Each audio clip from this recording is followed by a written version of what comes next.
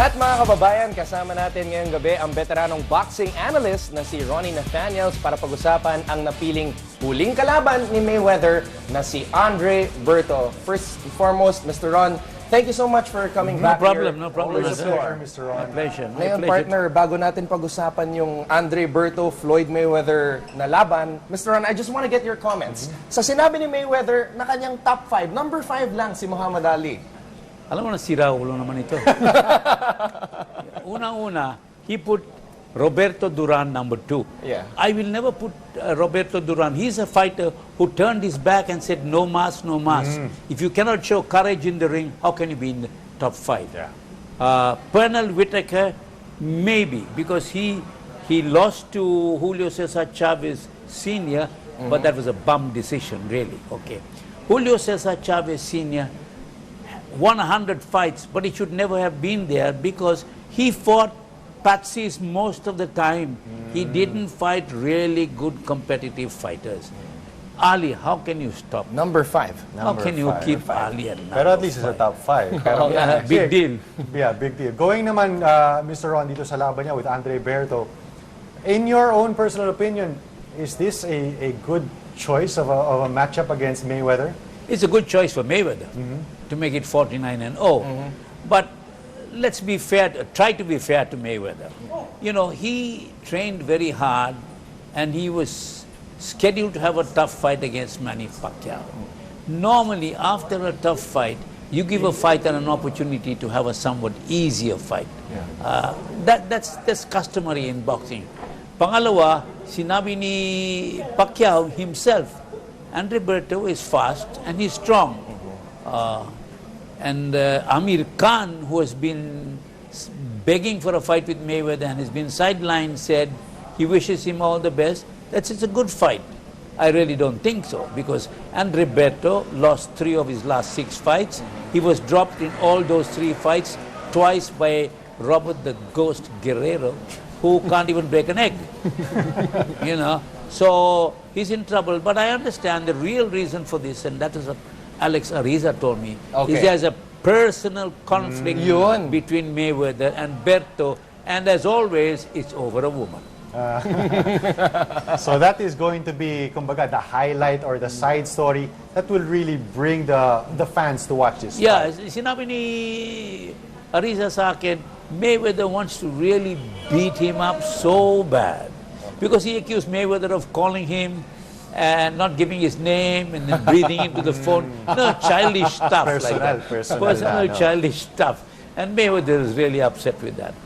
Ngayon, Mr. Ron, marami nagsasabi na baka ito daw ang huling laban ni Mayweather. Tingin mo ba ito yung magiging huling laban niya? Hindi totoo yan. Hindi totoo Okay.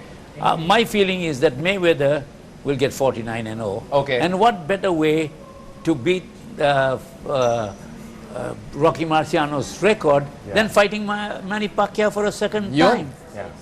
That's my honest feeling, because there's too much money to be made for both guys not to want to fight a rematch. And Pacquiao has said he wants Mayweather, and Adam has said he's ready to work that fight out sometime later next year. So I figure that's going to happen. But before that, I think Manny will fight Amir Khan somewhere in the Middle East or in London.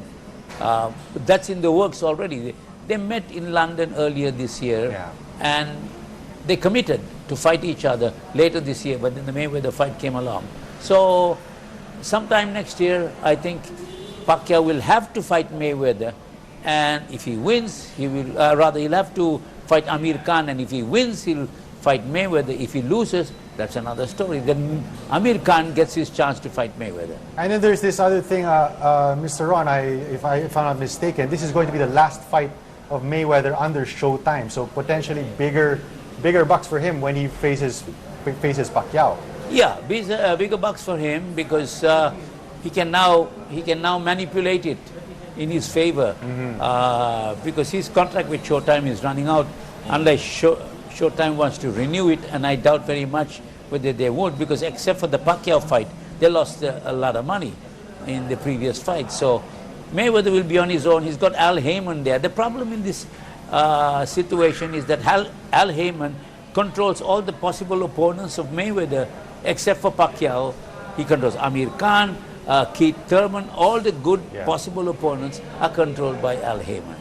So it's a home and home series. So let's wait for that. Potentially, Pacquiao-Mayweather 2. Pacquiao should win against Amir Khan. Mayweather, sabi mo, almost sure ball na mananalo siya kontra kay Berto. But it should be exciting kasi nga may personal na Personal. bagay doon sa laban na yun. Personal element. Ngayon, Mr. Ron, may nakwento ka sa amin kanina. Brian Viloria, makakatapat si Ramon Chocolatito Gonzalez. Ano ang balita doon? Sinabi ni si Brian sa akin, he started training today, by the way, with Freddie Roach and Marvin Somodio. He's very, very excited about this fight because his exact words, Ronnie, I think I can take him. He's very confident because he's had 3 big wins, and his last one against Soto, the rematch, I mean, that was a sensational performance by Brian Viloria. And Freddie Roach told me that he was so intense. You saw the intensity in his eyes when he was working in the dugout on the punch mitts, that it was the old Brian Viloria. Wow. And when he's good, he can be very good.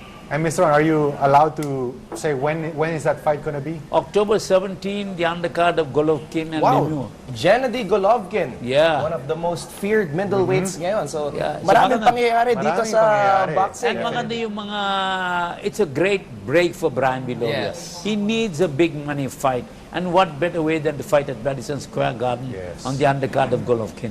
That's Iba talaga awesome. yun. That's awesome for him. Good for him. Thank you very much, Ronnie, for Salamat. all the scoops Always and a pleasure, analysis. Mr. Ron. Salamat, partner. Thank you Thank very you, much. partner.